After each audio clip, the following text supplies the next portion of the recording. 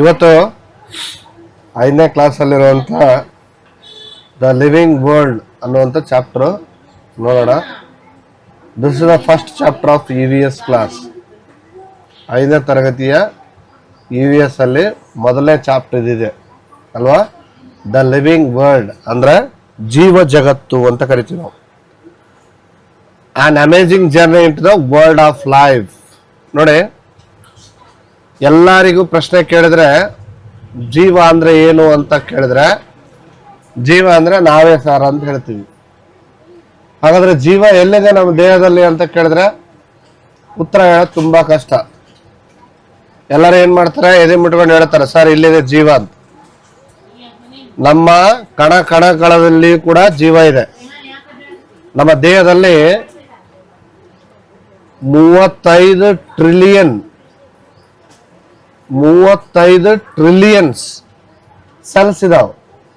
ಅವನ್ನ ನಾವು ಜೀವಕೋಶಗಳು ಅಂತ ಕರಿತೀವಿ. ಎಷ್ಟದಾವ? 35 ಟ್ರಿಲಿಯನ್ ಜೀವಕೋಶಗಳು ನಮ್ಮ ದೇಹದಲ್ಲಿದಾವೆ. ಅವೆಲ್ಲವೂ ಕೂಡ ಜೀವ ಹೊಂದಿರುವಂತಹ ಜೀವಕೋಶಗಳಾಗಿದ್ದರಿಂದಾಗಿ, ಜೀವ ಇದ್ದದ್ದಕ್ಕಾಗಿ ಒಂದು ಪ್ರಾಣಿ ಜಗತ್ತು, ಮನುಷ್ಯ ಬದುಕಕ್ಕೆ ಸಾಧ್ಯತೆ ಇದೆ. ಇಡೀ ಈ ಚಿತ್ರ ನೋಡಿದ್ರೆ ಗೊತ್ತಾಗತ್ತೆ, ಬಹಳ ಜೀವಿಗಳಿದಾವ. ಏಕಕೋಶ ಜೀವಿಗಳಿದಾವ, ಬೇರೆ ಬೇರೆ ಪ್ರಾಣಿಗಳಿದಾವ, ದೊಡ್ಡ ದೊಡ್ಡ ಗಿಡ ಮರಗಳಿದಾವ, ದೊಡ್ಡ ದೊಡ್ಡ ಪ್ರಾಣಿಗಳಿದಾವ, ಮಾಂಸ ತಿನ್ನುವಂತ ಮಾಂಸ ತಿನ್ನದೇ ಇರೋ ಪ್ರಾಣಿಗಳಿದಾವ, ಏಕಕೋಶ ಜೀವಿಗಳಿದಾವ. ಅದೇ ತರ ನಮ್ಮ ದೇಹದ ಒಳಗಡೆ ಇರ್ತಕ್ಕಂಥ ಬ್ಯಾಕ್ಟೀರಿಯಾ ಆಗಿರ್ಬೋದು, ಸೆಲ್ಸ್ ಆಗಿರ್ಬೋದು. ಈ ಚಿತ್ರ ನೋಡಿದ್ರೆ ಗೊತ್ತಾಗತ್ತೆ, ಇದೊಂದು ಜೀವ ಜಗತ್ತು. ಇಡೀ ಬ್ರಹ್ಮಾಂಡದಲ್ಲಿ ಜೀವ ಹುಟ್ಟಿ ಸಾಯುವಂತ ಏಕೈಕ ಗ್ರಹ ಅಂದ್ರೆ ಅದು ಭೂಮಿ. ಅರ್ಥ ಆಯ್ತಾ? ಭೂಮಿ ಒಂದನ್ನ ಬಿಟ್ರೆ ಸದ್ಯಕ್ಕೆ ನಮಗೆ ವಿಜ್ಞಾನಿಗಳು ಇನ್ನೂ ಹೊಸ ಆವಿಷ್ಕಾರವನ್ನ ಮಾಡ್ತಾ ಇದ್ದಾರೆ. ಬೇರೆ ಬೇರೆ ಕಡೆ ಜೀವಿಗಳು ಉದಯ ಆಗಿದಾವೆ, ಅಲ್ಲೆಲ್ಲ ವಾತಾವರಣ ಇದೆ ಅಂತ ಎಲ್ಲ ಹೇಳ್ತಾ ಇದ್ದಾರೆ. ಬಟ್ ನಮಗೆ ವೈಜ್ಞಾನಿಕವಾಗಿ ಇನ್ನೂ ನಮಗೆ ಸಾಬೀತುಪಡಿಸಕ್ಕಾಗಿಲ್ಲ. ಆದ್ರೆ ಇಡೀ ಬ್ರಹ್ಮಾಂಡದಲ್ಲಿ ಸದ್ಯಕ್ಕೆ ಜೀವಿಗಳು ಬಹಳ ಅದ್ಭುತವಾಗಿ ತಮ್ಮ ಜೀವನವನ್ನ ನಡೆಸ್ತಾ ಇದಾವೆ ಅಂದ್ರೆ ಅದು ಭೂಮಿ ಮಾತ್ರ. ಅದಕ್ಕಾಗಿ ನಾವು ಈ ಇಡೀ ಕಂಪ್ಲೀಟ್ ಜೀವಿಗಳ ಪ್ರಪಂಚವನ್ನ ನೋಡೋದಕ್ಕೆ ನಾವೇನಂತ ಕರಿತೀವಿ? ಜೀವ ಜಗತ್ತು. ಈ ಜಗತ್ತು ಜೀವಿಗಳನ್ನ ಹೊಂದಿರುವ ಜಗತ್ತು ಅಂತ ಕರಿತೀವಿ. ಈ ಜೀವ ಜಗತ್ತನ್ನ ಕಾಪಾಡ್ಕೊಂಡು ಹೋಗ್ಬೇಕಾದವ್ರದ್ದು ನಮ್ಮೆಲ್ಲರದ ಕರ್ತವ್ಯ. ಮನುಷ್ಯ ಏನ್ ಅನ್ಕೊಂಡಿದ್ದಾನೆ, ಈ ಭೂಮಿ ಕಂಪ್ಲೀಟ್ ನನಗೆ ಸೇರಿದ್ದು ಅಂತ ತಿಳ್ಕೊಂಡಿದ್ದಾನೆ. ಖಂಡಿತ ಇಲ್ಲ. ನಿಮ್ಮ ಹಾಗೆ ಲಕ್ಷಾಂತರ ಜೀವಿಗಳು ಬದುಕ್ತಾ ಇದಾವೆ ಭೂಮಿ ಮೇಲೆ ಅಲ್ವಾ. ಸಾಕಷ್ಟು ಪ್ರಭೇದದ ಪ್ರಾಣಿಗಳಿದಾವ. ಬರೀ ನೀವು ಎಕ್ಸಾಂಪಲ್ ಈಗ ಹಾವು ಅಂತ ತಗೊಳ್ರಿ, ಹಾವಿನಲ್ಲಿ ಎಷ್ಟು ಡಿಫ್ರೆಂಟ್ ಟೈಪ್ಸ್ ಸ್ನೇಕ್ಸ್ ನೋಡ್ಬೋದು ನಾವು. ಎಲ್ಲವೂ ಭೂಮಿಯ ವಾಸಸ್ಥಾನ. ಹೌದಾ? ಭೂಮಿ ಬಿಟ್ಟು ಬದುಕಾಗತ್ತ ಅವಕ್ಕ? ಇಲ್ಲ. ಒಂದು ಸಣ್ಣ ಇರುವೆಯಿಂದ ಹಿಡಿದು ದೊಡ್ಡ ಆನೆಯವರೆಗೆ ಈ ಭೂಮಿನೇ ಆಶ್ರಯ ಅದಕ್ಕೆ. ಮತ್ತ ಅಷ್ಟೇ ಅಲ್ಲ, ಇದರಲ್ಲಿ ಬರೇ ಮನುಷ್ಯ ಭೂಮಿ ನನ್ನದೇ, ತನ್ನ ಸ್ವಾರ್ಥಕ್ಕ ಭೂಮಿ ಮೇಲಿರುವಂತ ಎಲ್ಲ ಸಂಪತ್ತನ್ನ ಲೂಟಿ ಮಾಡ್ತಾ ಇದ್ದಾನೆ, ಹಾಳು ಮಾಡ್ತಾ ಇದ್ದಾನೆ. ಆದ್ರೆ ಈ ಭೂಮಿ ಮೇಲಿರುವಂತ ಎನ್ವಿರಾನ್ಮೆಂಟ್ ಅಂತ ಏನಿದೆಯಲ್ಲ, ಈ ಎನ್ವಿರಾನ್ಮೆಂಟ್ ಕೇವಲ ಮನುಷ್ಯನಿಗೆ ಮಾತ್ರ ಸೇರಿದ್ದಲ್ಲ. ಭೂಮಿ ಮೇಲೆ ಬದುಕುವಂತ ಪ್ರಕೃತಿಯಲ್ಲಿರುವಂತ ಪ್ರತಿ ಒಂದು ಜೀವಿಗೂ ಕೂಡ ಈ ಭೂಮಿ ಸೇರಿದ್ದು. ಅದಕ್ಕಾಗಿ ಯಾವ್ದಾದ್ರು ಒಂದು ವ್ಯತ್ಯಾಸ ಆದ್ರೂ ಕೂಡ ಎಕೋಸಿಸ್ಟಮ್ ಅಂತ ಕರಿತೀವಿ ನಾವು. ಆ ಎಕೋಸಿಸ್ಟಮೇ ಹಾಳಾಗೋಗುತ್ತೆ. ಉದಾಹರಣೆ ನೋಡಿ, ಮೊದಲೆಲ್ಲ ಈ 4G ಮಾತ್ರ ಇತ್ತು. ಇತ್ತೀಚೆಗೆ 5G ಎಲ್ಲ ಬಂದು ಈ ರೇಡಿಯೇಷನ್ಸ್ ಪ್ರಮಾಣ ಹೆಚ್ಚಾಗ್ತಾ ಹೋಗಿದೆ. ರೇಡಿಯೇಷನ್ಸ್ ಹೆಚ್ಚಾದ್ರಿಂದ ನೀವು ಅಲ್ಲಲ್ಲೇ ನೋಡ್ರಿ, ಗುಬ್ಬಿಗಳೇ ಸಿಗ್ತಾ ಇಲ್ಲ. ಸ್ಪ್ಯಾರೋಸ್ ಅಂತೀವಲ್ಲ, ಎಲ್ಲಿ ಗುಬ್ಬಿಗಳೇ ಸಿಗ್ತಾ ಇಲ್ಲ. ಈ ಗುಬ್ಬಿಗಳು ಸಿಕ್ಕಿಲ್ಲ ಅಂದ್ರೆ ನಮಗೇನಾಗತ್ತೆ ಬಿಡಿ ಸರ್ ಅಂತ ಅನ್ಬೋದು. ಆ ಗುಬ್ಬಿಗಳು ಹೊಲದಲ್ಲಿ ಕೇವಲ ರೈತರ ಕಾಳುಗಳನ್ನ ಮಾತ್ರ ತಿಂತಿದ್ದಿಲ್ಲ, ಆ ಹುಳುಗಳನ್ನು ಕೂಡ ತಿಂತಿತ್ತದು. ಅದೇನ್ ಮಾಡ್ತಿತ್ತು, ಕಾಳುಗಳನ್ನ ತಿನ್ನೋದ್ರ ಜೊತೆಗೆ ಅಲ್ಲಿರುವಂತ ಹುಳುಗಳನ್ನು ಕೂಡ ತಿಂತಿತ್ತು. ಹಂಗಾಗಿ ರೈತನಿಗೆ ಎಷ್ಟೋ ಬೆಳೆಗೆ ಸಿಂಪಡಿಸಬೇಕಾದಂತ ಪೆಸ್ಟಿಸೈಡ್ಸ್ ನ ಕಡಿಮೆ ಮಾಡ್ತಿದ್ದ. ಆದ್ರೆ ಇತ್ತೀಚೆಗೆ ಗುಬ್ಬಿಗಳೇ ಇಲ್ಲದಿರೋಕ್ಕಾಗಿ ಪ್ರತಿ ಒಬ್ಬ ರೈತ ಏನ್ ಮಾಡ್ತಾ ಇದ್ದಾನೆ, ಎಲ್ಲ ಕಡೆಗೆ ಪೆಸ್ಟಿಸೈಡ್ಸ್ ನ ಅತಿ ಹೆಚ್ಚು ಬಳಸ್ತಾ ಇದ್ದಾನೆ. ಅದರಿಂದ ಏನಾಗತ್ತೆ, ಗಿಡ ಮರಗಳಿಗೆ ವಿಷಪೂರಿತವಾದ ಆಹಾರ ಕೊಟ್ಟಂಗಾಗತ್ತೆ. ಆ ವಿಷಪೂರಿತ ಆಹಾರ ಎಲ್ಲಿಗೂ ಹೋಗುತ್ತೆ, ಮತ್ತೆ ನಿಮ್ಮೆಲ್ಲರ ಹೊಟ್ಟೆ ಒಳಗೆ ಹೋಗ್ಬೇಕಲ್ಲ. ಹಾಗಾಗಿ ಬರೇ ಒಂದು ಗುಬ್ಬಿದ ಎಕ್ಸಾಂಪಲ್ ಕೊಟ್ಟೆ ನಾನು. ಪ್ರಕೃತಿಯಲ್ಲಿರುವಂತ ಪ್ರತಿ ಪ್ರಾಣಿ ಕೂಡ ಈ ಎಕೋಸಿಸ್ಟಮ್ ಅನ್ನ ಮೇಂಟೈನ್ ಮಾಡೋದಕ್ಕೆ ಎಲ್ಲಾ ಪ್ರಾಣಿಗಳು ಈ ಭೂಮಿ ಮೇಲೆ ಬದುಕಬೇಕು. ಬದುಕಿಲ್ಲ ಅಂದ್ರೆ ಇಡೀ ವಾತಾವರಣನೇ ಕೆಟ್ಟೋಗುತ್ತೆ. ಹಾಗಾಗಿ ಈ ಎನ್ವಿರಾನ್ಮೆಂಟ್ ಅಂತ ಏನಿದೆಯಲ್ಲ, ಈ ಎನ್ವಿರಾನ್ಮೆಂಟ್ ನ ಕಾಪಾಡಬೇಕಾಗಿರೋದು ನಿಮ್ಮೆಲ್ಲರ ಕರ್ತವ್ಯ. ನೀವು ಅದನ್ನ ಕಾಪಾಡಿಕೊಂಡು ಹೋಗ್ಲೇಬೇಕು. ಇನ್ನು ಇಡೀ ಲಿವಿಂಗ್ ಆರ್ಗಾನಿಸಮ್ಸ್ ಅಲ್ಲಿ ನಾವು ಎರಡು ಭಾಗ ಮಾಡ್ತೀವಿ. ಅರ್ಥ ಆಯ್ತಾ? ಎರಡು ಭಾಗ. ಏನ್ ಎರಡು ಭಾಗ ಅಂತಂದ್ರೆ, ಒಂದು ಲಿವಿಂಗ್ ಆರ್ಗಾನಿಸಮ್ ಮತ್ತು ನಾನ್ ಲಿವಿಂಗ್ ಆರ್ಗಾನಿಸಮ್. ಇಡೀ ಪ್ರಪಂಚವನ್ನ, ಜೀವ ಜಗತ್ತನ್ನ ಎರಡು ಭಾಗ ಮಾಡ್ತೀವಿ. ಒಂದು ಜೈವಿಕ ಅಂದ್ರೆ ಜೀವ ಇರೋದು, ಲಿವಿಂಗ್ ಅಂದ್ರೆ ಏನು, ಜೀವ ಇರೋದು. ನಾನ್ ಲಿವಿಂಗ್ ಆಬ್ಜೆಕ್ಟ್ ಅಥವಾ ನಾನ್ ಲಿವಿಂಗ್ ಥಿಂಗ್ಸ್ ಅಂದ್ರೆ ಜೀವ ಇಲ್ಲದೆ ಇರೋದು. ಜೀವ ಇರುವುದೇ ಅದ ಅನ್ನೋದಕ್ಕೆ ಏನೇನ್ ಕಾರಣ? ಮೊದಲನೇದು, ಒಂದು ಸಣ್ಣ ಬೀಜ ಮೊಳಕೆ ಹೊಡಿತಾ ಹೊಡಿತಾ ಹೊಡಿತಾ ಏನಾಗುತ್ತೆ, ದೊಡ್ಡ ಮರವಾಗಿ ಬೆಳೀತದೆ. ಅಲ್ವಾ? ಒಂದು ಸಣ್ಣ ಕೂಸು ದೊಡ್ಡದಾಗ್ತಾ ಒಬ್ಬ ವ್ಯಕ್ತಿ ಆಗ್ತಾನೆ ಅಲ್ವಾ? ಒಂದು ಸೆಲ್ ಏನಾಗತ್ತೆ, ಡಿವೈಡ್ ಆಗ್ತಾ ದೊಡ್ಡ ಮಟ್ಟದಲ್ಲಿ ಸೆಲ್ಗಳ ಡೆವಲಪ್ಮೆಂಟ್ ಆಗ್ತದೆ. ಇದೆಲ್ಲ ಏನ್ ತೋರಿಸ್ಕೊಡುತ್ತೆ ಗೊತ್ತಾ? Living organism is in growth, ಬೆಳವಣಿಗೆ ಆಗ್ತಾ ಇರ್ತದೆ. ಎಲ್ಲ ಲಿವಿಂಗ್ ಆರ್ಗಾನಿಸಮ್ ಬೆಳಿತವೆ.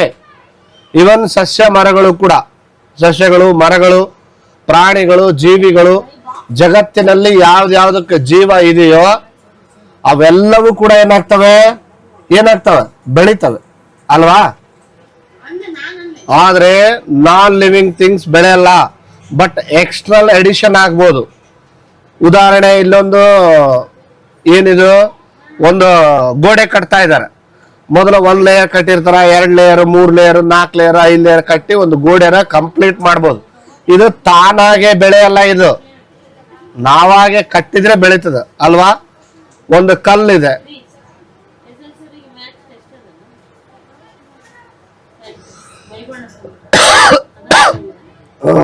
ಮತ್ತೆ ಒಂದು ಐಸ್ ಇದೆ. ಇದು ಎಕ್ಸ್ಟ್ರಲ್ ಏನಾಗುತ್ತೆ, ಆಟೋಮೆಟಿಕ್ ಆಗಿ ಬೆಳೀತಾ ಮೇಲೆ ಇದು ಸರ್ಫೇಸ್ ಹೆಚ್ಚಿಗೆ ಆಗತ್ತೆ ಹೊರತಾಗಿ ವಾತಾವರಣಕ್ಕೆ ಅನುಸಾರ ಇದು ಬೆಳೆಯಲ್ಲ, ಗ್ರೋತ್ ಆಗಲ್ಲ. ಇದಕ್ಕೆ ಏನಂತಾರ, external addition. But this is growth from within. ದೇಹದ ಒಳಗಡೆಗೆ ಏನಾಗತ್ತೆ, ಪ್ರಾಣಿಗಳಿಗೆ, ಜೀವಿಗಳಿಗೆ ಬೆಳವಣಿಗೆ ಆಗತ್ತೆ. ಅರ್ಥ ಆಯ್ತಾ? ಆದ್ರೆ ಒಂದು ಕಟ್ಟಿಗೆ ಇದೆ, ಈಗ ನಾನು ಯೂಸ್ ಮಾಡ್ತಾ ಇದ್ದೀನಿ ಮಾರ್ಕರ್, ಇದು ಬೆಳೀತದ? ಬೆಳೆಯಲ್ಲ. ನಾನ್ ಲಿವಿಂಗ್ ಥಿಂಗ್ಸ್ ಆಬ್ಜೆಕ್ಟ್ ಗೆ ಜೀವ ಇಲ್ಲ ಅನ್ನೋದಕ್ಕೆ ಸಾಕ್ಷಿ, ಅದು ಬೆಳೆಯಲ್ಲ. This is the first important things. ಹಾಗಾದ್ರೆ ಇಡೀ ಈ ಲಿವಿಂಗ್ ಥಿಂಗ್ಸ್ ಅಲ್ಲಿ, ಲಿವಿಂಗ್ ಥಿಂಗ್ಸ್ ಅಂದ್ರೆ ಏನ್ ಹೇಳಿದ್ರೆ ಜೀವ ಇರೋದು, ಅದರ ಕ್ಯಾರೆಕ್ಟರಿಸ್ಟಿಕ್ಸ್ ಅನ್ನ ನಾವು ನೋಡ್ಬೇಕು. ಒಂದೊಂದೇ ಕ್ಯಾರೆಕ್ಟರಿಸ್ಟಿಕ್ಸ್, ಮೇನ್ ಫ್ಯೂಚರ್ಸ್. ಆ ಮೇನ್ ಫ್ಯೂಚರ್ಸ್ ಯಾವ್ಯಾವು? ಮೊದಲನೇದು, the living beings are made up of cells. ಪ್ರಪಂಚದಲ್ಲಿರುವ ಪ್ರತಿಯೊಂದು ಜೀವಿಗಳು ಎದರಿಂದ ಮಾಡಲ್ಪಟ್ಟಿದೆ? ಇದು cells. This is plant cell. This is animal cell. ಅಲ್ವಾ? ಯಾವುದೇ ಜೀವಿ ನೀವು ನೋಡ್ಬೋದು, ಅದು ಪ್ರೊಕಾರಿಯೋಟ್ಸ್ ಇರ್ಬೋದು, ಯುಕ್ಯಾರಿಯೋಟಿಕ್ಸ್ ಇರ್ಬೋದು, ಅಂದ್ರೆ ಯುನಿಸೆಲ್ಯುಲರ್ ಆರ್ಗಾನಿಸಮ್ಸ್ ಇರ್ಬೋದು ಅಥವಾ ಮಲ್ಟಿ ಸೆಲ್ಯುಲರ್ ಆರ್ಗಾನಿಸಮ್ಸ್ ಇರ್ಬೋದು. ಯುನಿಸೆಲ್ಯುಲರ್ ಆರ್ಗಾನಿಸಮ್ ಅಂದ್ರೆ single cell, unicell organism made up of single cell. ಅದೇ multi cell organism made up of many cells. ಅರ್ಥ ಆಯ್ತಾ? ಅಂದ್ರೆ ಏಕಕೋಶ ಜೀವಿಗಳಲ್ಲಿ ಅಲ್ಲಿ ಕೂಡ ಸೆಲ್ಸ್ ಇರುತ್ತೆ, ಆದ್ರೆ ಒಂದೇ ಜೀವಕೋಶ ಇರುತ್ತೆ. ಆದ್ರೆ ಮಲ್ಟಿ ಸೆಲ್ಯುಲರ್ ಆರ್ಗಾನಿಸಮ್ ಅಂತ ಕರಿತೀವಲ್ಲ, ಅದರಲ್ಲಿ ಮೆನಿ ಸೆಲ್ಸ್ ಇರ್ತಾವ. ನಾ ಹೇಳಿದಲ್ಲ ಮನುಷ್ಯನಲ್ಲಿ ಎಷ್ಟಿರ್ತಾವ ಅಂತ ಹೇಳಿದೆ, 35 ಟ್ರಿಲಿಯನ್ಸ್. ಎಷ್ಟಿರ್ತಾವ? 35 ಟ್ರಿಲಿಯನ್ ಇರ್ತಾವ ಸೆಲ್ಸ್ಗಳು, ಅದಕ್ಕೂ ಹೆಚ್ಚಾಗಿರ್ಬೋದು. ಆದ್ರೆ ಯುನಿಸೆಲ್ಯುಲರ್ ಸಿಂಗಲ್ ಸೆಲ್ ಇರುತ್ತೆ. ಸಿಂಗಲ್ ಸೆಲ್ ಇಲ್ಲಿ ಇದೆ ಅಂದ್ರೂ ಕೂಡ ಅದ್ರ ಕ್ಯಾರೆಕ್ಟರಿಸ್ಟಿಕ್ಸ್ ಏನು? Totally the first important characteristics. ಹೌದಪ್ಪ, ಇದಕ್ಕೆ ಜೀವ ಐತಿ ಅನ್ನೋದಕ್ಕೆ ಏನಪ್ಪ ಫ್ಯೂಚರ್ ಏನು ಅಂತ ಕೇಳಿದ್ರೆ, main first character, first future is all the living beings are made up of cells. ರೈಟಾ? ಏನು? The living beings R respire. ನೋಡಿ, ಪ್ರಕೃತಿಯಲ್ಲಿ ಹುಟ್ಟಿರುವಂತಹ ಎಲ್ಲ ಜೀವಿಗಳು ಉಸಿರಾಡ್ತವೆ. ಇವನ್ ಸಸ್ಯಗಳು ಕೂಡ ಉಸಿರಾಡ್ತವ. ಹೌದಲ್ಲ? ಕಾರ್ಬನ್ ಡೈಆಕ್ಸೈಡ್ ಅನ್ನ ತಗೊಳ್ತದೆ, ನಮಗೇನ್ ಕೊಡುತ್ತೆ? ಆಕ್ಸಿಜನ್ ಅನ್ನ ಕೊಡುತ್ತೆ. ನಾವೇನ್ ಮಾಡ್ತೀವಿ? ಆಕ್ಸಿಜನ್ ತಗೊಳ್ತೀವಿ, ಕಾರ್ಬನ್ ಡೈಆಕ್ಸೈಡ್ ಬಿಡ್ತೀವಿ ಅಲ್ವಾ? So during the respiration living beings takes in air. ಎಲ್ಲಾ ಜೀವಿಗಳು, ಬದುಕಿರುವಂತ ಎಲ್ಲಾ ಜೀವಿಗಳು ಉಸಿರಾಡುವ ಸಂದರ್ಭದಲ್ಲಿ ಗಾಳಿಯನ್ನ ಒಳಗೆ ತೆಗೆದುಕೊಳ್ತದೆ, use oxygen and give out carbon dioxide. ನೋಡಿ, ಇಲ್ಲೇನ್ ಮಾಡ್ತಾ ಇದೆ ಒಂದು ಜೀವಿ, ಮನುಷ್ಯ ಅನ್ನುವಂತ ಜೀವಿ ಏನ್ ಮಾಡ್ತಾ ಇದಾರೆ? ಆಕ್ಸಿಜನ್ ಒಳಗಡೆ ತಗೊಳ್ತಾ ಇದಾರೆ, ಒಳಗಡೆ ತಗೊಂಡು ಶ್ವಾಸಕೋಶ ಲಂಗ್ಸ್ ಅಲ್ಲಿ ಯೂಸ್ ಮಾಡ್ತಾ ಇದಾರೆ. ಮತ್ತೆ ವಾಪಸ್ ಏನಾಗ್ತಾ ಇದೆ? ಇಲ್ಲಿಂದ CO2 ನ ಬಿಡುಗಡೆ ಮಾಡ್ತಾ ಇದಾರೆ. This is the respiratory system. ಆದ್ರೆ ಜೀವಿಗಳು ಒಂದೇ ತರ ಶ್ವಾಸಕೋಶನ ಬಳಸ್ಬೇಕಂತಿಲ್ಲ. ಈಗ ಉದಾಹರಣೆ ಫಿಶ್ ಇದೆ, ಫಿಶ್ ಅದಕ್ಕೆ ಲಂಗ್ಸ್ ಇಲ್ಲ, ಮತ್ತೆ ಉಸಿರಾಡುತ್ತಿಲ್ಲ. Sir S ಉಸಿರಾಡುತ್ತೆ. ಅದಕ್ಕೆ ಏನಿರುತ್ತೆ? ಗಿಲ್ ಸ್ಟಿಕ್ಸ್ ಅಂತ ಇರುತ್ತೆ. ಏನಂತಿರುತ್ತೆ? ಗಿಲ್ ಸ್ಟಿಕ್ಸ್, ಕಿವಿಗಳು ಅಂತ ಕರಿತೀವಿ ನಾವು. ಆ ಮೀನುಗಳಿಗೆ ಗಿಲ್ಸ್ ಇರುತ್ತೆ, ಅದರ ಮೂಲಕ ಉಸಿರಾಡುತ್ತೆ. ಕಪ್ಪೆ ಏನಿದೆಯಲ್ಲ, ಫ್ರಾಗ್, 3 ರೀತಿಯಲ್ಲಿ ಉಸಿರಾಡುತ್ತೆ. ಒಂದು ಲಂಗ್ಸ್ ಕೂಡ ಇದೆ, ಕೆಲವೊಂದ್ಸಲ ಅದು ಗಿಲ್ಸ್ ಅನ್ನ ಯೂಸ್ ಮಾಡ್ತದೆ. ಜೊತೆಗೆ ಅಷ್ಟೇ ಅಲ್ಲ, ಲಂಗ್ಸ್ ಕೂಡ ಯೂಸ್ ಮಾಡುತ್ತೆ. ಆಮೇಲೆ ಸ್ಕಿನ್ನಿಂದಲೂ ಉಸಿರಾಡುತ್ತೆ ಅದು ಕಪ್ಪೆ. ಆದ್ರೆ ಒಟ್ಟಿನಲ್ಲಿ ನಾವೇನ್ ತಿಳ್ಕೋಬೇಕು? This is the second character. Hello, the first character ಏನಂತ ಹೇಳಿದೆ? ನನ್ನ ಮೊದಲನೇ ಕ್ಯಾರೆಕ್ಟರ್ ಏನ್ ಹೇಳಿದೆ? The living beings. This is the first character, ನೆನ್ಪಿಟ್ಕೋಬೇಕು. ಫಸ್ಟ್ ಕ್ಯಾರೆಕ್ಟರ್ ಏನು? Living beings are made up of cells, first character. ಎರಡನೇ ಕ್ಯಾರೆಕ್ಟರ್ ಏನು? The living beings made up of respire. ಎಲ್ಲಾ ಜೀವಿಗಳು ಉಸಿರಾಡುತ್ತವೆ, ಎಲ್ಲಾ ಜೀವಿಗಳು ಜೀವಕೋಶದಿಂದ ಮಾಡಲ್ಪಟ್ಟಿವೆ. ಎರಡಾದು. ಮೂರನೇದು, the living beings eat food. ಮೂರನೇ ಕ್ಯಾರೆಕ್ಟರ್, ಎಲ್ಲಾ ಜೀವಿಗಳು ಆಹಾರ ಬೇಕು. ಯಾವ ಜೀವಿಗಳಿಗೆ ಬೇಡ ಹೇಳಿ ನೋಡೋಣ? ಇವನ್ ಪ್ಲಾಂಟ್ಸ್ ಕೂಡ ಬೇಕಲ್ವಾ? ನೀರ್ ಬೇಕು, ಸೂರ್ಯನ ಕಿರಣ ಬೇಕು, ಮಿನರಲ್ ಕಂಟೆಂಟ್ ಬೇಕು, ಹೌದಿಲ್ಲ? ಕಾರ್ಬನ್ ಡೈಆಕ್ಸೈಡ್ ಬೇಕು. ಅದರಿಂದ ಅದೇನ್ ಮಾಡುತ್ತೆ? ಫೋಟೋಸಿಂಥಸಿಸ್ ಅಂತ ಮಾಡುತ್ತೆ. ಹೌದಾ? ತನ್ನಷ್ಟಕ್ಕೆ ತಾನೇ ಫುಡ್ ಕ್ರಿಯೇಟ್ ಮಾಡ್ಕೊಳ್ತದೆ. ಎಲ್ಲಾ ಜೀವಿಗಳನ್ನ ನೋಡಿ, ಮನುಷ್ಯ ಇರ್ಬೋದು ಅಥವಾ ಪ್ರಾಣಿ ಇರ್ಬೋದು, ಎಲ್ಲಾ ಪ್ರಾಣಿಗಳಿಗೆ ಏನ್ ಬೇಕು? ಆಹಾರ ಬೇಕು. This the third character. The living beings perform many activities daily such as wood cutting, carrying load, hunting, etc. ಇವೆಲ್ಲ ನಾವು ಮಾಡಬೇಕು ಅಂತಂದ್ರೆ ಅಲ್ಲಿ ಏನ್ ಬೇಕು? ಶಕ್ತಿ ಬೇಕು. ಶಕ್ತಿ ಎಲ್ಲಿಂದ ಬರುತ್ತೆ? ಆಹಾರದಿಂದ ಬರುತ್ತೆ. ಹಾಗಾಗಿ ಎಲ್ಲಾ ಜೀವಿಗಳಿಗೂ ಆಹಾರ ಬೇಕು. ಆದ್ರೆ ನಾನ್ ಲಿವಿಂಗ್ ಥಿಂಗ್ಸ್ ಬೇಕಾ? ಇಲ್ಲ. ಈಗ ನಾನು ಸ್ಮಾರ್ಟ್ ಬೋರ್ಡ್ ಹಚ್ಚಿದ್ದೀನಿ. ಸ್ಮಾರ್ಟ್ ಬೋರ್ಡಿಗೆ ಫುಡ್ ಬೇಕಾ? ಬೇಡ. ಎಲೆಕ್ಟ್ರಿಸಿಟಿ ಇದ್ರೆ ಸಾಕು. ಒಳಗಡೆ ಸಾಫ್ಟ್ವೇರ್ ಕೆಲಸ ಮಾಡಿದ್ರೆ ಮುಗೀತು ಅಲ್ವಾ? ನಾನ್ ಲಿವಿಂಗ್ ಥಿಂಗ್ಸ್ಗೆ ಫುಡ್ ಅವಶ್ಯಕತೆ ಇಲ್ಲ. ನೆಕ್ಸ್ಟ್, ಹಾಗಾದ್ರೆ ಸಸ್ಯಗಳು ಹೆಂಗ ನಾವು ಫುಡ್ ತಯಾರು ಮಾಡ್ಕೊಳ್ತವೆ? ನಾ ಹೇಳಿದಲ್ಲ, that is the photosynthesis. Photosynthesis ಅಂದ್ರೆ ಏನ ಸರ್? Very simple. ಪ್ಲಾಂಟ್ಸ್ ಏನ್ ಮಾಡ್ತಾವ? ಸೋಲಾರ್ ಎನರ್ಜಿನ, ಕಾರ್ಬನ್ ಡೈಆಕ್ಸೈಡ್ ಅನ್ನ, ಆಮೇಲೆ ವಾಟರ್ ಕಂಟೆಂಟ್ ಅನ್ನ, ಮಿನರಲ್ಸ್ ಅನ್ನ, ಸಾಲ್ಟ್ ಅನ್ನ ಅಬ್ಸಾರ್ಬ್ ಮಾಡ್ತವೆ. ನೋಡಿ, ಸೋಲಾರ್ ಎನರ್ಜಿ ಬೇಕು, ಕಾರ್ಬನ್ ಡೈಆಕ್ಸೈಡ್ ಬೇಕು, and absorption of water, mineral, salt ಇವೆಲ್ಲ ಇತ್ತಪ್ಪ ಅಂದ್ರೆ ಅದೇನ್ ಮಾಡುತ್ತೆ? ಫುಡ್ ರೆಡಿ ಆಗಿಬಿಡುತ್ತೆ. ಇವನ್ ಅದು ಎಲ್ಲಿಂದ ಫುಡ್ ರೆಡಿ ಮಾಡ್ಕೊಳ್ತದೆ? Through roots prepare food with the help of chlorophyll in leaf. ಇದರಲ್ಲಿ ಏನಿರುತ್ತೆ? ಕ್ಲೋರೋಫಿಲ್ ಅಂತ ಇರುತ್ತ ಎಲೆಯಲ್ಲಿ. ಅರ್ಥ ಆಯ್ತಾ? ಇಲ್ಲಿ ಸ್ಟೊಮಾಟಾ ಅಂತ ಇರ್ತಾವ. ಸ್ಟೊಮಾಟಾ ಮುಂದೆ ದೊಡ್ಡ ಕ್ಲಾಸಿಗೆ ಬಂದಾಗ ನಿಮಗೆ ಐಡಿಯಾ ಬರುತ್ತೆ. ಅವೇನ್ ಮಾಡ್ತಾವ? ಅಲ್ಲಿಂದ ಫುಡ್ ಅನ್ನ ತಗೊಂಡು ಆಟೋಮೆಟಿಕ್ ಆಗಿ, ಅಂದ್ರೆ ಇವನ್ನೆಲ್ಲ ಸೂರ್ಯನ ಕಿರಣಗಳಾಗಿರ್ಬೋದು, solar energy, water content absorb ಮಾಡಿ, this process is called what we call photosynthesis. ಅವನ್ನೆಲ್ಲ ಸ್ವೀಕಾರ ಮಾಡಿಕೊಂಡು ಅದನ್ನ ಅಬ್ಸಾರ್ಬ್ ಮಾಡಿ ಆಹಾರ ತಯಾರು ಮಾಡ್ಕೊಳ್ತವೆ ಎಲ್ಲಾ ಸಸ್ಯಗಳು. ಇದರಲ್ಲಿ ಎಂತೆಂತ ಸಸ್ಯಗಳದ ನೋಡ್ರಿ ಇಲ್ಲಿ. ಕೆಲವೊಂದು ಡ್ರೋಸೆರಾ, ನೆಪಂಥಿಸ್, ಯುಟ್ರಿಕೋಲೇರಿಯಾ, ಈ ಸಸ್ಯಗಳೇನ್ ಗೊತ್ತಾ? These plants and depend on insects for there food. ನೋಡಿ, ಈ ಸಸ್ಯಗಳು ವಿಚಿತ್ರ ಏನ್ ಗೊತ್ತಾ? ಇವು ಬರೇ ಸೋಲಾರ್ ಎನರ್ಜಿ, ವಾಟರ್ ಡಿಪೆಂಡ್ ಆಗಿಲ್ಲ, ಕೆಲವು ಜೀವಿಗಳನ್ನ ತಿಂತಾವ. ಹೆಂಗ್ ಗೊತ್ತಾ? ಇಲ್ಲಿದೆಯಲ್ಲ, ಇದ್ರ ಒಳಗಡೆ ಈ ಚೀಲದಾಗ ಹುಳ ಒಳಗಡೆ ಬಂದ ತಕ್ಷಣ, ಇನ್ಸೆಕ್ಟ್ ಒಳಗಡೆ ಬಂದ ತಕ್ಷಣ ಲಾಕ್ ಮಾಡ್ಕೊಂಡ್ಬಿಡ್ತಿದ.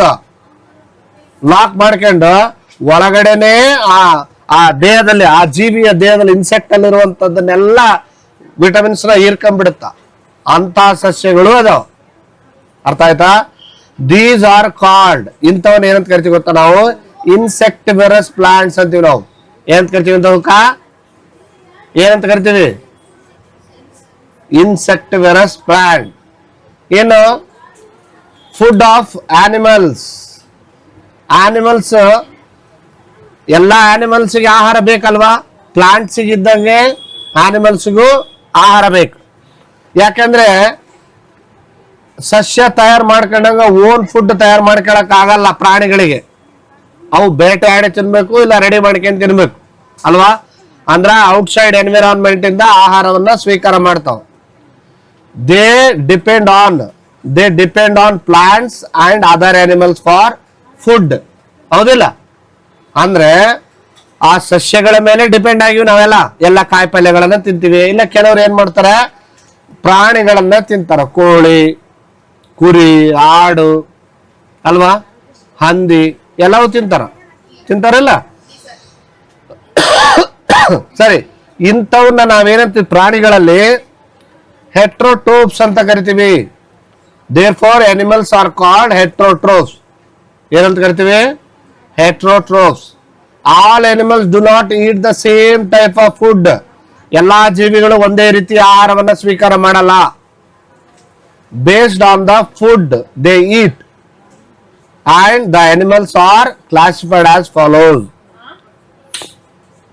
ಪ್ರಾಣಿಗಳನ್ನ 3 ರೀತಿಯಲ್ಲಿ ವಿಭಾಗ ಮಾಡಿದೀವಿ. ಒಂದನೇದ್ದು ಹೆರ್ಬಿವೋರ್, ಕಾರ್ನಿವೋರ್, ಓಮ್ನಿವೋರ್. ಹಂಗಂದ್ರೆ ಏನಂತ ನೋಡೋಣ. ಹೆರ್ಬಿವೋರಸ್ ಅನಿಮಲ್ಸ್ ಅಂದ್ರೆ ಏನ್ ಗೊತ್ತಾ? The animal that can eat only plant and plant product. ಯಾವ ಜೀವಿಗಳು, ಯಾವ ಪ್ರಾಣಿಗಳು ಕೇವಲ ಪ್ಲಾಂಟ್ಸ್ ನ ಮತ್ತೆ ಪ್ಲಾಂಟ್ ಪ್ರಾಡಕ್ಟ್ ಅನ್ನ ಮಾತ್ರ ತಿಂತವೋ ಅದು ಹೆರ್ಬಿವೋರಸ್. ಏನಂತ ಕರಿತೀವಿ? Herbivorous. Only plant and plant product. Elephant ಇದು ಬರೇ ಸಸ್ಯಗಳನ್ನ ತಿಂತದ ಅಲ್ವಾ? ಪ್ಯಾರೆಟ್, ಗಿಳಿ ಅದು ಸಸ್ಯಗಳನ್ನೇ ತಿಂತದೆ, ಮಾಂಸ ತಿನ್ನಲ್ಲ. ರ್ಯಾಬಿಟ್, ಈ ರ್ಯಾಬಿಟ್ ಕೂಡ ಸಸ್ಯಗಳನ್ನೇ ತಿಂತದೆ, ಪ್ರಾಣಿಗಳನ್ನ ತಿನ್ನಲ್ಲ. ಇವುಗಳನ್ನ ನಾವೇನ್ ಕರಿತೀವಿ? ಹೆಬ್ರಿವೋರಸ್ ಆನಿಮಲ್ ಅಂತೀವಿ. ಅದೇ ಓಮ್ನಿವೋರಸ್ ಅಂದ್ರೆ that animal that eat both plants and animals. ನೋಡಿ, ಎರಡು ತಿಂತಾವ ಇವು, ಸಸ್ಯಗಳನ್ನು ತಿಂತಾವ ಮತ್ತೆ ಪ್ರಾಣಿಗಳನ್ನು ತಿಂತಾವ. ಇವುಗಳನ್ನ ಓಮ್ನಿವೋರಸ್ ಅಂತ ಕರಿತೀವಿ. ಉದಾಹರಣೆ, ಮನುಷ್ಯ ಎರಡು ಹೊಡಿತಾನ, ಈ ಕಡೆ ಸಸ್ಯನೂ ಬಿಡವಲ್ಲ, ಈ ಕಡೆ ಪ್ರಾಣಿನೂ ಬಿಡವಲ್ಲ. ಅದಕ್ಕೆ ಮನುಷ್ಯ ಓಮ್ನಿವೋರಸ್ ಅಲ್ವಾ. ಕ್ಯಾಟ್ ಮೊಸರನ್ನ ತಿಂತದ, ಬ್ಯಾಟಿನ ಹಾಡಿ ತಿಂತದ. ಡಾಗ್, ಸ್ಪ್ಯಾರೋ, ಸ್ಪ್ಯಾರೋ ಕಾಳು ಕಡಿ ತಿಂತದ, ಜೊತೆಗೆ ಹುಳ ಇದ್ರೂ ತಿಂತದ ಅಲ್ವಾ. ಮನುಷ್ಯ ಕೂಡ ಅಷ್ಟೇ, ಪ್ರಾಣಿಗಳನ್ನು ತಿಂತಾನ ಮತ್ತೆ ಸಸ್ಯಗಳನ್ನು ತಿಂತಾನ. ಕರೆಕ್ಟಾ? ಇಂಥವುಗಳನ್ನ ಏನಂತ ಕರಿತೀವಿ ನಾವು? ಓಮ್ನಿವರಸ್ ಅಂತ ಹೇಳ್ತೀವಿ. ಇನ್ನ carnivorous, third type. Which animal that eat other animals are called. ಇವು ನೋಡಿ, ಇವೆಷ್ಟು ಪ್ರಾಣಿಗಳು ವಿಚಿತ್ರ ಅಂದ್ರೆ, ಮೊದಲನೇ ಪಾರ್ಟ್ ನೋಡಿದ್ವಲ್ಲ, ಮೊದಲನೇದು ಯಾವ್ದು ನೋಡಿದ್ವಿ ಹೇಳಿ? ಹೆಬ್ರಿವರಸ್. ಇವು ಕೇವಲ ಪ್ಲಾಂಟ್ಸ್ ತಿಂತಾವ, ಆನಿಮಲ್ಸ್ ತಿನ್ನಲ್ಲ. ಇವು ಎರಡು ತಿಂತಾವ. ಕಾರ್ನಿವರಸ್ ಓನ್ಲಿ ಆನಿಮಲ್ಸ್ ತಿಂತಾವ, ಆನಿಮಲ್ ಮೇಲೆನೆ ಡಿಪೆಂಡ್ ಇರ್ತಾವ ಇವು. ಹಸು ಆಗ್ಯದಂತೇಳಿ ಹುಲಿ ಹುಲ್ಲು ತಿನ್ನಲ್ಲ. ಹುಲ್ಲು ತಿಂತದನ? ಇಲ್ಲ. ಹಸು ಹೊಟ್ಟೆ ಬಹಳ ಹಸು ಆಗ್ಯದಂತೇಳಿ ಕಾಯಿಪಲ್ಯ ತಿನ್ನಲ್ಲ, ಅದು ಬ್ಯಾಟೆ ಆಡಿನೇ ತಿಂತದ ಅಲ್ವಾ. ಸಿಂಹ, ಹುಲಿ ನೋಡಿ, ಫಾಕ್ಸ್, ತೋಳ, ಇವೆಲ್ಲ ಏನ್ ತಿಂತಾವ? ಇವೆಲ್ಲ ಬರೀ ಕಂಪ್ಲೀಟ್ ಆಗಿ ಪ್ರಾಣಿಗಳ ಮೇಲೆ ಡಿಪೆಂಡ್ ಇದಾವೆ. ಇವುಗಳನ್ನ ನಾವು ಕಾರ್ನಿವರಸ್ ಆನಿಮಲ್ಸ್ ಅಂತ ಕರಿತೀವಿ. ಇನ್ನು ಫೋರ್ತ್ ಕ್ಯಾಟಗರಿ ಅಥವಾ fourth characteristic, living beings are grow. ಎಲ್ಲಾ ಜೀವಿಗಳು ಬೆಳಿತವೆ ಅಲ್ವಾ. Increase in height, size, this is called as growth. ನೋಡ, ಮೊದಲು ಹಿಂಗಿದ್ರಿ ನೀವೆಲ್ಲ, ಈಗ ಸ್ವಲ್ಪ ಹಿಂಗಾಗಿರಿ, ಮುಂದೇನಾಗ್ತೀರಿ? ಹಿಂಗಾಗ್ತೀರಿ. ನಾನೀಗ ಹಿಂಗದೀನಿ, ಮುದುಕಾಗಿರ್ತೀನಿ, ನೀವು ಹಿಂಗಾಗದ್ರಾಗ ಅಲ್ವಾ. ಸಸ್ಯಗಳು ನೋಡಿ, ಒಂದು ಸಣ್ಣ ಬೀಜ ಇದೆ, ಮೊಳಕೆ ಹೊಡೆದು ಈ ತರ ದೊಡ್ಡ ಎಮ್ಮರವಾಗಿದೆ. ಒಂದು ಕೋಳಿ ಎಗ್ ಇದೆ ಮೊದಲ, ಹೌದಾ. ಈ ಎಗ್ ಏನಾಗಿದೆ? ಸಣ್ಣದ ಚಿಕನ್ ಆಗಿದೆ, ಮುಂದೆ ದೊಡ್ಡ ಕೋಳಿ ಆಗತ್ತೆ ಅಲ್ವಾ. ಹೀಗೆ fourth character of the living being things is living beings are grow. Fifth character, the living beings move. ಎಲ್ಲಾ ಜೀವಿಗಳು ಮೂವ್ ಮಾಡ್ತವೆ ಅಲ್ವಾ. The movement of animals, the animals move from one place to another. ಎಲ್ಲಾ ಜೀವಿಗಳು ಏನ್ ಮಾಡ್ತವೆ? ಒಂದು place ಇಂದ ಇನ್ನೊಂದು ಪ್ಲೇಸಿಗೆ ಹೋಗ್ತವ. ಸರ್, ಗಿಡಗಳು ಹೋಗಲ್ಲ ಸರ್? ಎಲ್ಲಾ ಗಿಡಗಳು ಹೋಗಲ್ಲ. Some plants are moving. ಕೆಲವೊಂದು ಸಮುದ್ರದಲ್ಲಿರುವಂತ ಸಸ್ಯಗಳು ಮೂವ್ ಮಾಡ್ತಾವ. ಹೆಂಗಂದ್ರೆ, ಇನ್ನೊಂದು ಪಕ್ಕದಲ್ಲಿ ತನ್ನ ಬೇರುಗಳನ್ನ ಬಿಟ್ಟು ಇನ್ನೊಂದು ಸಸ್ಯ ಬೆಳೆಸ್ತದೆ, ಮತ್ತೊಂದು ಸಸ್ಯ ಬೆಳೆಸ್ತದೆ. ಈ ತರ ಆಗುವಂತ ಸಸ್ಯಗಳು ಕೂಡ ಇದಾವ. ಆದ್ರೆ ನಾರ್ಮಲ್ ಆಗಿ ಎಲ್ಲಾ ಪ್ರಾಣಿಗಳು ಏನಾಗ್ತವೆ? ಮೂವ್ಮೆಂಟ್ ಮಾಡ್ತವೆ, ಒಂದೇ ಕಡೆ ಇರಲ್ಲ ಅಲ್ವಾ. So they have special organ for this. ಅದಕ್ಕಾಗಿ ಸ್ಪೆಷಲ್ ಆರ್ಗನ್ ಇದೆ. ನಾವು ಹಾವು ತೆವಳುತ್ತದ, ನಾವು ತೆವಳುತ್ತೀವೇನ? ಇಲ್ಲ. ಸ್ವಲ್ಪ ಹಿಂದಕ್ಕೆ ಸರಿ ಅಂದ್ರೆ ತೆವಳುತ್ತೀರಿ ಅಷ್ಟೇ. ಹಾವುಗಳು ಏನಾಗ್ತದೆ? ಕೆಲಸ ಕಾಲುಗಳಿಲ್ಲ. ಕಪ್ಪೆ ಹೇಗಿರ್ತದ? ಹಾ ಅಲ್ವಾ. ಮೀನು ಕಾಲಿಲ್ಲ, ಈಜಾಡ್ತದ ಹಿಂದಿನ ರೆಕ್ಕೆಯಿಂದ ಅಲ್ವಾ. ಈಜು ರೆಕ್ಕೆಗಳಿರ್ತಾವ. ಪಕ್ಷಿ ಹಾರ್ತದ, ಇದು ಓಡ್ತದ ನಡೀತದ. ಮನುಷ್ಯ ಎಲ್ಲ ಮಾಡ್ತಾನೆ, ಎಗರ್ತಾನ. ಹಾರಾಡೋದೊಂದಿಲ್ಲ. ಹಾರಾಡ್ತಾನೆ ಅಂದ್ರೆ ಕ್ಲಾಸ್ ರೂಮ್ನಾಗ ಹಾರಾಡ್ತಾನ. Next, plants do not have organs for movements as in animals. ನೋಡಿ, ಆದ್ರೆ ಸಸ್ಯಗಳಿಗೆ, ಪ್ರಾಣಿಗಳಿಗಿದ್ದಂತೆ ಕಾಲುಗಳು ಅಥವಾ ಯಾವುದೋ ಆರ್ಗನ್ಸ್ ಇಲ್ಲ.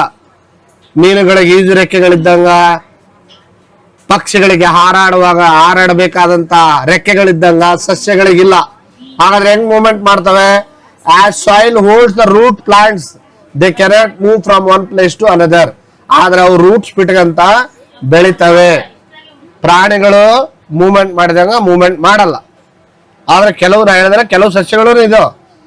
ಇನ್ನ sixth character, the living beings excrete. ನೋಡಿ, ವೆರಿ ಇಂಪಾರ್ಟೆಂಟ್ ಇದು. ಎಲ್ಲಾ ಜೀವಿಗಳು ಹೆಂಗ ಫುಡ್ ತಗೊಳ್ತದೋ ಅದೇ ತರ ವೇಸ್ಟ್ ನ ಹೊರಗಾಗ್ತದೆ ಅಲ್ವಾ? ವೇಸ್ಟ್ ಹೊರಗಾಗ್ತೀವಿಲ್ಲ ನಾವು? ಎಸ್, ಹೆಂಗ್ ಆಗ್ತೀವಿ ಗೊತ್ತಾ? ಎಕ್ಸ್ಕ್ರೇಟರ್ ಆರ್ಗನ್ ಮನುಷ್ಯಂದು ಲಿವರ್ ಇದೆ, ರೆಕ್ಟಮ್ ಇದೆ, ಕಿಡ್ನಿ ಇದೆ, ಲಂಗ್ಸ್ ಇದೆ, ಸ್ಕಿನ್ ಇದೆ. ಇದರಿಂದ ಎಲ್ಲ ಹೊರಗಾಗ್ತೀವಿ. ಸ್ಕಿನ್ ಇಂದ ಹೆಂಗ ಸರ್ ಹೊರಗಾಗ್ತೀವಿ? Very simple. ಈಗ ನಮ್ಮ ದೇಹದಲ್ಲೆಲ್ಲ ವೇಸ್ಟ್ ಪ್ರಾಡಕ್ಟ್ ನ ಬೆವರು ಮೂಲಕ ಸ್ವೆಟ್ ಆಗ್ತೀವಲ್ಲ ಮನುಷ್ಯ, ಸ್ವೆಟ್ ಆದಾಗ ಏನಾಗತ್ತೆ? ಮನುಷ್ಯ ತನ್ನ ಎಲ್ಲ ವೇಸ್ಟ್ ಪ್ರಾಡಕ್ಟ್ ನ ಹೊರಗಾಗ್ತಾನ. ಹೌದು, ಅದಕ್ಕೆ ಮನುಷ್ಯ ಒಂದಿನ 2 ದಿನ ಸ್ನಾನ ಮಾಡಿದ್ಬಿಟ್ರ ಸುಗಂಧ ವಾಸನೆ ಬರ್ತಿರ್ತದ. ಯಾಕಂದ್ರೆ ಒಳಗಡೆ ಇರುವಂತ ಎಲ್ಲಾ ವೇಸ್ಟ್ ಪ್ರಾಡಕ್ಟ್ ಹೊರಗೆ ಹೋಗಿರುತ್ತಲ್ವಾ ಅವನು. ಆಮೇಲೆ ಇದು ಟಾಕ್ಸಿಕ್ ಏನ್ ಮಾಡ್ತಿದ್ದು? ಡಿಟಾಕ್ಸಿಫಿಕೇಶನ್ ಮಾಡುತ್ತೆ ಲಿವರ್. ಡಿಟಾಕ್ಸಿಫಿಕೇಶನ್ ಅಂದ್ರೆ ಫುಡ್ ಅಲ್ಲಿ ಇರುವಂತದನ್ನ ಮಾತ್ರ ಒಳ್ಳೇದನ್ನ ಇಟ್ಕೊಳ್ತದ, ಕೆಟ್ಟದನ್ನ ಹೊರಗೆ ಹಾಕ್ತಿರ್ತದ. ರೆಕ್ಟಮ್, ಟಾಯ್ಲೆಟ್ ಹೋಗ್ತಿರಲ್ಲ? Very good. ಲಂಗ್ಸ್, CO2 ಹೊರಗಡೆ ಬಿಡ್ತಾ ಇರ್ತೀವಿ, O2 ತಗೊಳ್ತಾ ಇರ್ತೀವಿ. CO2 ಅನ್ನೋದು ವೇಸ್ಟ್ ಪ್ರಾಡಕ್ಟ್ ಏನು ಒಳ್ಳೇದ? ನಮಗೆ ಅದು ವೇಸ್ಟ್ ಪ್ರಾಡಕ್ಟ್. ಅದಕ್ಕೆ ದೇಹ ಅದನ್ನು ಇಟ್ಕೊಳ್ಳಲ್ಲ, ಹೊರಗೆ ಆಗ್ತದೆ. ಕಿಡ್ನಿ ಏನ್ ಮಾಡುತ್ತೆ? ಕಿಡ್ನಿ ಬ್ಲಡ್ ಪ್ಯೂರಿಫೈ ಮಾಡುತ್ತೆ. ಬ್ಲಡ್ ಪ್ಯೂರಿಫೈ ಮಾಡಿ ನಮ್ಮ ವೇಸ್ಟ್ ನ ರಿಸರ್ಚ್ ಥ್ರೂ ಏನ್ ಮಾಡುತ್ತೆ? ಹೊರಗಡೆ ಆಗ್ತದೆ. ಹಾಗಾಗಿ all the living being is create.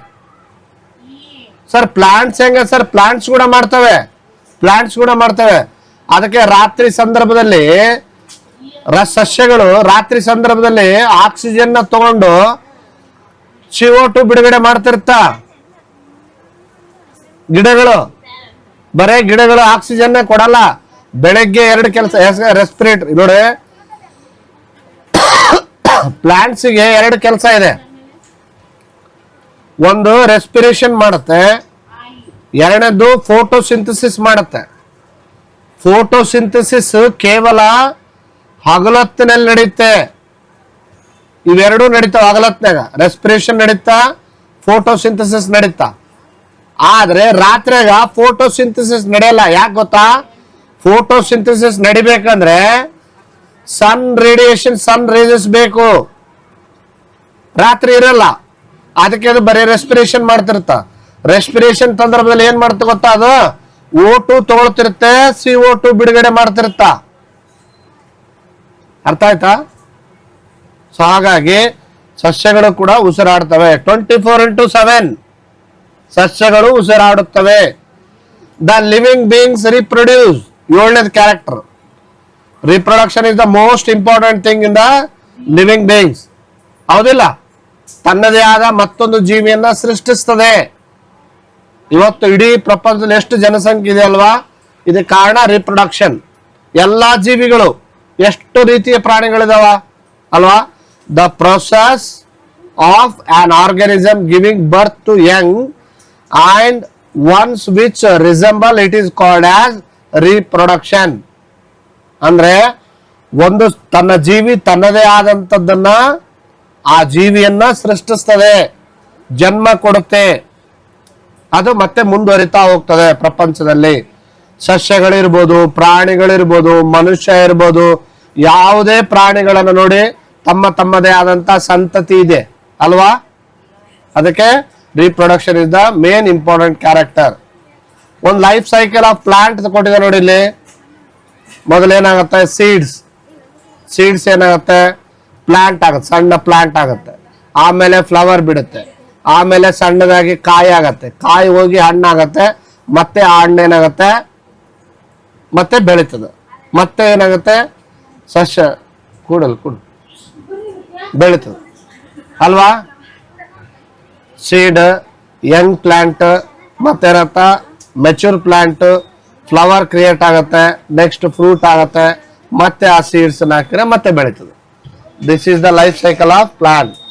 Eight character, ಎಂಟನೇ ಕ್ಯಾರೆಕ್ಟರ್ ನೋಡಿ, living beings respond to stimulus. ಹೌದಲ್ಲ, ಎಲ್ಲಾ ಜೀವಿಗಳು ಏನ್ ಮಾಡ್ತವೆ? Living beings respond to stimulus ಅಂತ ಹೇಳ್ತಾನ. ಅಂದ್ರೆ ಯಾವುದೇ ಜೀವಿಗಳು ರೆಸ್ಪಾನ್ಸ್ ಪ್ರಕಾರ ಅಂದ್ರೆ ಪ್ರತಿಕ್ರಿಯೆನ ತೋರಿಸ್ತವೆ. ಅಂದ್ರೆ ಪ್ರಚೋದನೆಗೆ ಪ್ರತಿಕ್ರಿಯೆ ತೋರಿಸ್ತವೆ. ಅದ್ ಹೆಂಗ್ ತೋರಿಸ್ತವೆ ಸರ್ ಅಂತ ಕೇಳಿದ್ರೆ, ಈಗ ನೋಡಿ ಚೋಳು ಅಲ್ವಾ, ಸ್ಕಾರ್ಪಿಯನ್. ಈ ಚೋಳು ಹೋಗ್ತಾ ಇದೆ, ಸುಮ್ನೆ ಮಾತಾಡಿಸ್ರೆ ಅದಕ್ಕೆ ಮುಟ್ಟಿ ಅದು ಒಳ್ಳೆ ಮಾತಾಡಿಸ್ತತೆ, ಹಲೋ ಅಂತ ಅನ್ನಲ್ಲ ಅಷ್ಟೇ. ಇದರಿಂದ ಏನ್ ಮಾಡ್ತದ? ಕಟ್ ಮಾಡ್ತದ, ನಿಮಗೆ ಕೊಂಡಿಯಿಂದ ಹೊಡಿತದ, ಅದು ಹಲೋ ಅಂತತೆ. ಆದ್ರೆ ಅದ್ರ ನೋವು ನಮಗ ಚೀರಾಟ ಎಬ್ಸ್ತದೆ. ಸುಮ್ಮನೆ ಅದ್ರ ಪಾಡಿಗೆ ಅದು ಹೋಗ್ತಿದ್ರ ಓಡಿ ಬಂದು ನಿಮ್ಗೆ ಕಡಿತದನ? ಇಲ್ಲ. ನೀವು ಅದಕ್ಕ ಪ್ರಚೋದಿಸಿದ್ರೆ ಅದೇನ್ ಮಾಡ್ತ? ನಿಮಗ ಪ್ರತಿಕ್ರಿಯೆ ಕೊಡ್ತದ. ಹಾವು ಸುಮ್ಮನೆ ತನ್ನ ಪಾಡಿಗೆ ತಾನು ಹೋಗ್ತಿರ್ತದ, ಹಾವು ಹೊಂಟದು ಹೋಗಿ ಅಂತೇಳಿ ಅದನ್ನ ತುಳಿದ್ರ ಅದು ಒಳ್ಳೆ ಹಲೋ ಅಂತತೆ, ಹೌದಲ್ಲ? ಆಗೇನಾಗತ್ತ? ಪ್ರಾಬ್ಲಮ್ ಆಗುತ್ತೆ. ಗಿಡ ಮರಗಳಲ್ಲಿ ಕೂಡ ನೋಡಿ, ಟಚ್ ಮಿ ನಾಟ್ ಪ್ಲಾಂಟ್ ಇದೆ. ಟಚ್ ಮಿ ನಾಟ್ ಪ್ಲಾಂಟ್ ಏನ್ ಮಾಡ್ತಾ ಇದೆ? ನೀವು ಮುಟ್ಟಿದ ಕೂಡ ಈ ತರ ಮುದುರ್ತದ. ಮುಟ್ಟಿದ್ರೆ ಮುನಿ ಅಲ್ವಾ? ಆ ಮುಟ್ಟಿದ ಕೂಡ ಎಲೆ ಎಲ್ಲ ಮುದುರ್ಕಂತವ. ಅಂದ್ರೆ ಅಲ್ಲಿ ಕೂಡ ಸೆನ್ಸ್ ಕೆಲಸ ಮಾಡ್ತಾ ಇರುತ್ತೆ ಸಸ್ಯಗಳಲ್ಲಿ. ಅಂತ ಸಸ್ಯಗಳು ಕೂಡ ಇದಾವ ಅಲ್ವಾ? ಅದೇ ತರ ಯಾವುದೇ ಪ್ರಾಣಿಗಳು, ನಾವು ಕೂಡ ಏನ್ ಮಾಡ್ತೀವಿ? ಈಗ ನಿಮ್ಗೆ ಹೊಗಳಿದ್ರೆ ಹಲಕಿಸ್ತೀರಿ, ನಗತೀರಿ, ಖುಷಿ ಪಡ್ತೀರಿ. ಬೈದ್ರೆ ಮಾರಿ ಗಂಟಾಕಿ ಕಣ್ಣ ಗಂಗಾ ಮಾತೆ ಬರ್ತಾಳ, ಹೌದಲ್ಲ? ಪ್ರಚೋದನೆಗೆ ತಕ್ಕ ಪ್ರತಿಕ್ರಿಯೆ ಅಲ್ಲ, ಬರ್ತಾ ಇಲ್ಲ, ಹೌದಲ್ಲ? ಪ್ರಚೋದನೆಗೆ ತಕ್ಕ ಪ್ರತಿಕ್ರಿಯೆ ನಿಮ್ಮಲ್ಲಿ ಕೂಡ ಐತೆ. Last, living beings of life span. ಎಲ್ಲಾ ಜೀವಿಗಳಿಗೆ ಒಂದು ಜೀವಿತದ ಅವಧಿ ಇದೆ. ಜೀವಿತಾವಧಿ. ಆ ಜೀವಿತಾವಧಿ ಅಂದ್ರೆ ಏನು? ಇಷ್ಟು ವರ್ಷ ಅಂತ. ಮನುಷ್ಯ ಒಂದು 500 ವರ್ಷ ಬದುಕ್ತಾನ? ಇಲ್ಲ. ಒಂದ್ 100 ವರ್ಷ ಬೆಕ್ಕು ಬದುಕ್ತದನ? ಇಲ್ಲ. ಎಲ್ಲಾ ಪ್ರಾಣಿಗಳಿಗೂ ಸಸ್ಯಗಳಿಗೂ ತನ್ನದೇ ಆದ ಜೀವಿತದ ಅವಧಿ ಇದೆ. The organism take birth, become adult.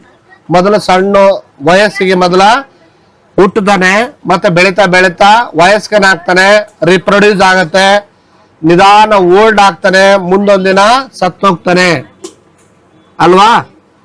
The period between birth and death of an organism is called as life span. ಅಂದ್ರೆ ಹುಟ್ಟು ಮತ್ತು ಸಾವು ಇವೆರಡರ ಮಧ್ಯೆ ಇರುವಂತದ್ದು ಜೀವನ ಇದೆಯಲ್ಲ, ಅದನ್ನ ನಾವು ಲೈಫ್ ಸ್ಪ್ಯಾನ್ ಅಂತೀವಿ.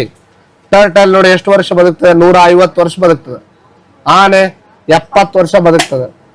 ಒಂದು ಆಕಳು 20 ವರ್ಷ ಬರುತ್ತೆ. ಈಗಲ್ 20 ವರ್ಷ. ಮನುಷ್ಯ 70ರಿಂದ 80 ಅಂತ ಹೇಳ್ಯಾರ. ಇತ್ತೀಚಿನ ದಿನಗಳಲ್ಲಿ ಹೊಸ ಹೊಸ ಐಟಮ್ಗಳನ್ನ ಮನುಷ್ಯ ತಿಂದು ಅದನ್ನ ಕಡಿಮೆ ಮಾಡಿಕೊಳ್ಳೋಣ. ಬದುಕುವ ರೇಷು ಕಡಿಮೆ ಆಗಿದೆ. ವಾತಾವರಣ ಎಲ್ಲ ಕೆಟ್ಟೋಗಿದೆ. ಕಲುಷಿತವಾದ ಗಾಳಿ, ತಿನ್ನೋ ಆಹಾರ, ಕುಡಿಯೋ ನೀರು, ಆಮೇಲೆ ಸೇವಿಸುವಂತಹ ತೆಗೆದುಕೊಳ್ಳುವ ಗಾಳಿ ಎಲ್ಲವೂ ವಿಷ ಆಗ್ಯದ.